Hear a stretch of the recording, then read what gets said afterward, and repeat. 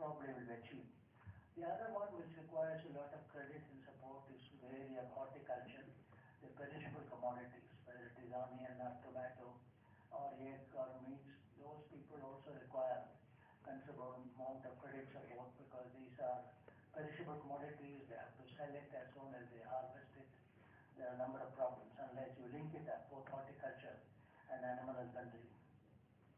This is where we must develop some method of providing timely credit to those who need them, because you are not providing credit out of, as I said, a philanthropy. You are providing credit for a productive purpose, to produce something. It's a credit-linked, market-driven enterprise on the one hand, and credit-linked insurance on the other side. Both of them are important. Even for this interest-free microfinance, it is important to link it up with an insurance system. We had developed in the National Commission Farmers a very low-cost insurance which combines both compensation for crop loss as well as for health purposes. Because the Kisan's health, I'm happy somewhere in this city now, there's a movement at least to the unorganized sector. After an old age pension should be given to them, otherwise how will they survive? Aruna Rai and a group are linking the old age pension. So how do you really provide on the one hand credit which can link to the market, some commodities are produced, because otherwise it becomes purely a credit recycling. Many of the microfinance societies which had come into disrepute in the last 1 or 2 years. Microfinance was considered to be the heaven. In fact, the World Bank, largely at the instance of Dr. Ismail Sarajalian, who was then the Vice President, who is now the head of Biblioteca Alexandrina, the revival of the old Alexandrina Biblioteca. He was responsible for starting what was called microcredit summits with the help of Muhammad Yunus and Ila Bhatt. They started this whole microcredit summits and so on. So there is a lot of interest in the world as a whole on microcredit.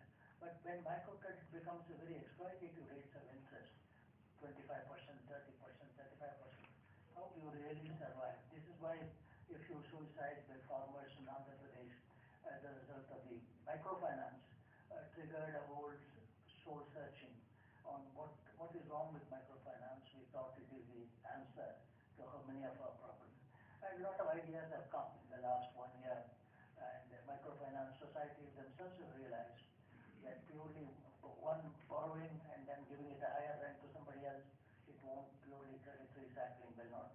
So the credit will have to be used for a productive purpose, like the Chinese do, what they call the township village enterprises. In the Chinese model, when they started the agricultural revolution or rural revolution, they had a two-pronged strategy. Improved on-farm productivity by small farmers. There are most of them, like us, in our country, over 80% of farmers are 1 hectare or below. China is also the same. Improved on-farm productivity and profitability, and opportunities for viable non-farm employment to the township village enterprise. As far as I know, they are the only countries where there is no landless labor. There is no landless labor. All have work. It is not a question of land. Some asset. It can be a land as an asset, or it can be a productive job as an asset. Anyway, some asset is an asset building approach, not purely loans and so on. But how do you build assets of people, either through farm or non-farm employment? We must have a methodology by which this can be done. So what I would like to suggest, I would like to hear the people who are here, very knowledgeable persons, and also Saida Ji, who will, because of the planning commission, has its own. It is necessary to have many, as was mentioned, many approaches to the problem. Not you don't worship one single method. It can be different methods of slowly emerging, even among our self-help groups. There are, Kerala has a model somewhat different from others and so on.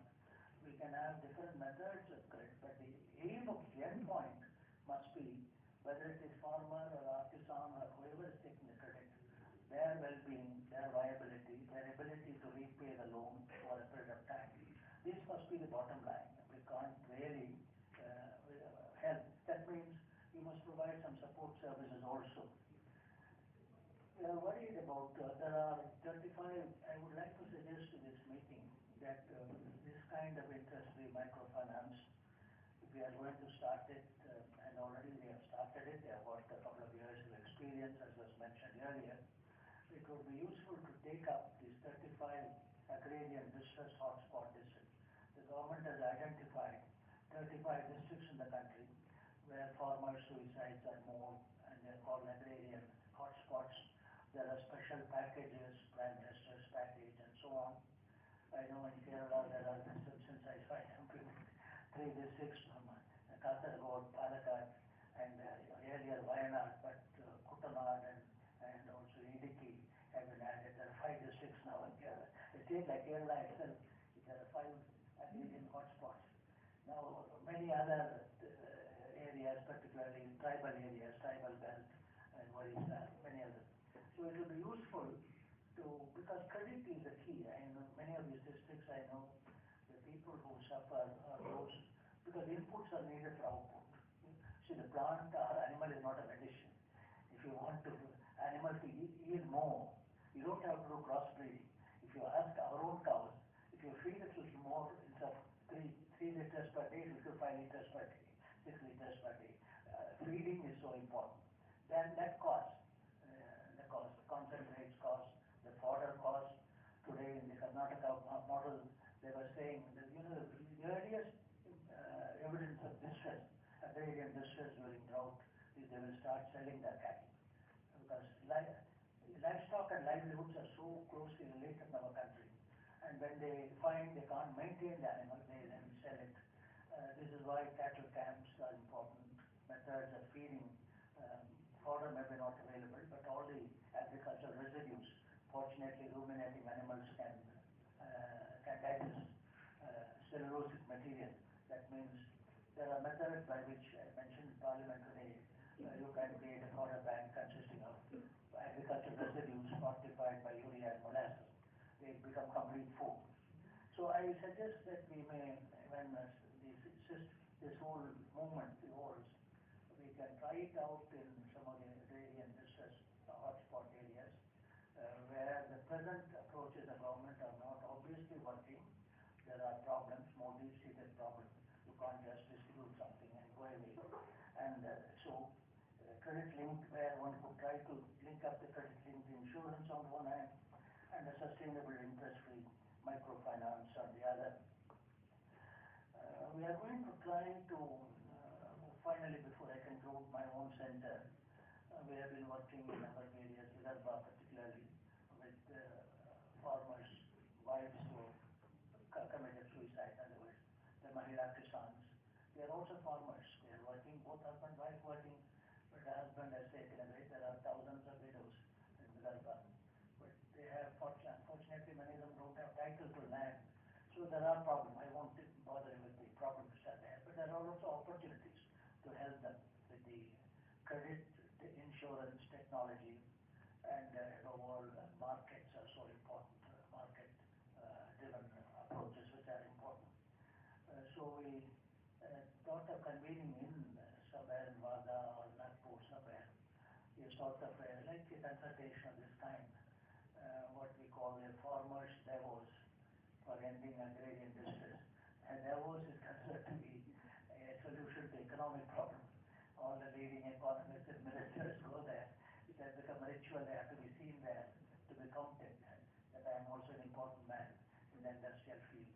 When you make a contribution to gain anything, you just go there. But I think we need a farmers' Davos for ending agrarian distress.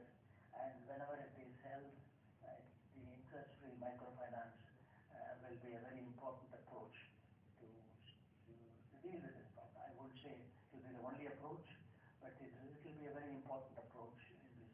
And maybe after a few years, when we are able to establish viability and sustainability, I personally have no doubt, but one has to gain by experience. There are many problems which crop up over a period of time.